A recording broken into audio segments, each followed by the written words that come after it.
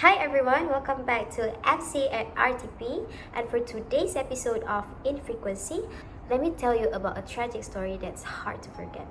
The life of Moumita Debanath, a 31-year-old doctor who was just trying to do her job, like so many other professional workers out there. So, it all started on August 8th. Dr. Moumita had just wrapped up a long shift at RG Car Medical College. So you can imagine the exhaustion after 36 hours of long shift. And then like most nights, they found a corner in the seminar room to rest. If you may not know, hospitals like hers don't always have spaces or room for doctors to sleep. So they just used whatever that was available at the time. But tragically, the next morning she was found dead. So you guys might think that it's in the seminar room, but it's not.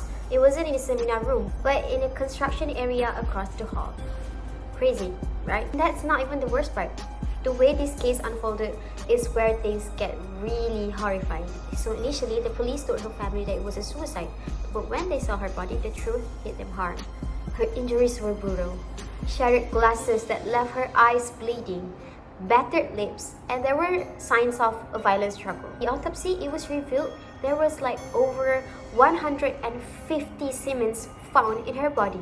That's like equivalent to 20 individuals that's been inside her body. That's, for me, that's not only shocking, that's terrifying. Now we're gonna move on to the next part, which is the suspect. So the main suspect was a hospital staff named Sanjay Roy. What he did was he confessed to the crime, but justice didn't come easy. Her family was made to wait outside for hours, and when they finally saw her body, it was left uncovered. And that adds more insult to unimaginable grief. Okay, so now there comes one of the most outrageous parts. A mob of 7,000 people came to the hospital and they destroyed all of the crucial evidence. Can you believe that? And do you know what the police did? They just stood there, either unwilling or unable to stop them. And the courts later claimed that it was a complete failure of the state. But honestly, it's hard to argue with that. So this is when medical community across India was furious. Doctors went on strike, demanding justice, demanding truth and answers. Most importantly, demanding protections for those who work in such high-pressure environments. Because let's face it, if a doctor, someone saving lives, can't be safe at work, what does that say about the rest of us too? For me, Dr. Moumita's story is not just a tragedy.